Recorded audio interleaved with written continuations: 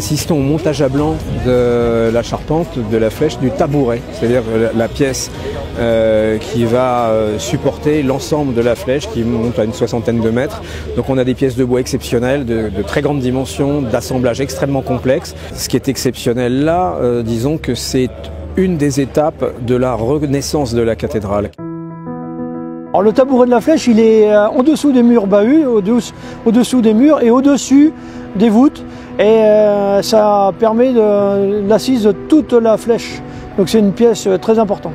Un montage à blanc, ça permet de vérifier que la technique qu'on va utiliser pour le levage est bonne. Et on s'assure que les assemblages qu'on a fait, alors qu'ils ont déjà été préalablement assemblés à l'atelier, mais plan par plan, tandis que là on travaille vraiment en 3 dimensions.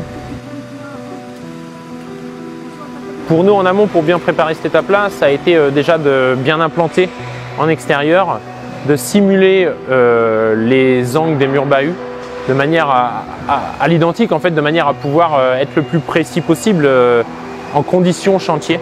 Mais ici, avec voilà, une grande précision d'écartement entre les murs, des angles, des diverses altimétries.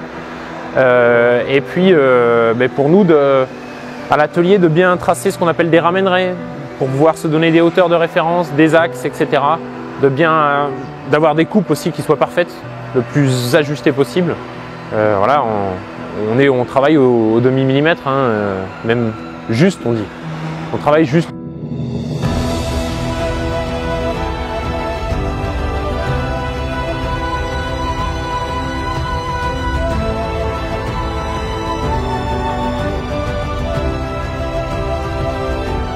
Donc c'est un groupement d'entreprises, on est 30 actuellement charpentiers ici à Briey, divisés donc en 3 entreprises sur la flèche, et puis nos collègues de chez MDB sont en Normandie pour les transepts.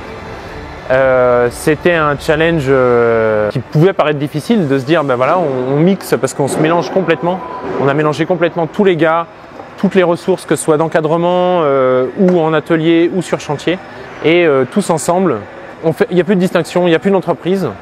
On est tous unis pour la même chose et ça se passe merveilleusement bien. Il y a quelque chose de très respectueux les uns vers les autres sur la manière de faire. Et on s'autocontrôle les uns avec les autres. Il y a plein de choses intéressantes là-dessus. L'ambiance est vraiment chouette ici, on en est assez content. Alors le groupement de l'entreprise, c'est vraiment un bon groupement parce qu'il y a une bonne entente, on travaille tous en synergie, on mélange les équipes. Et ça nous fait grandir tous.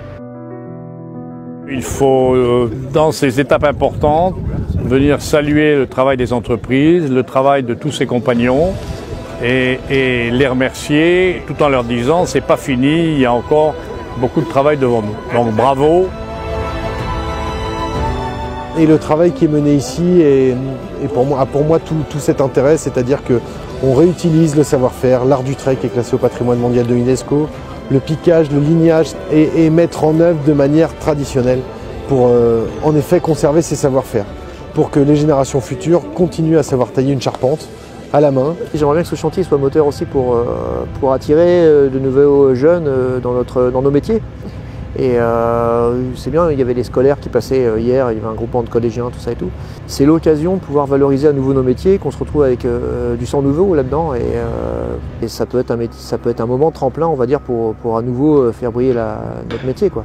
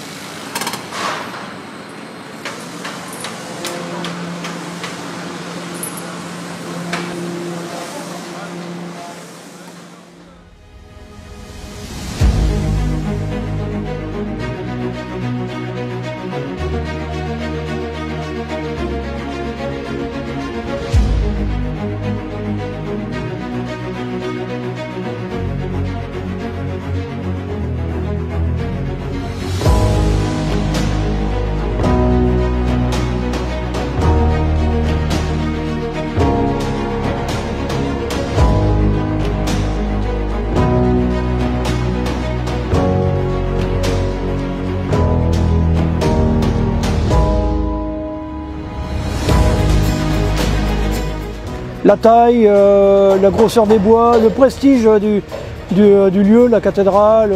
C'est un bâtiment qui est connu dans le monde entier et dans tous les sens, c'est exceptionnel. C'est un chef-d'œuvre en fait. Le 15 avril, le tabouret de la Flèche sera remis en place exactement là où il doit être et de manière définitive.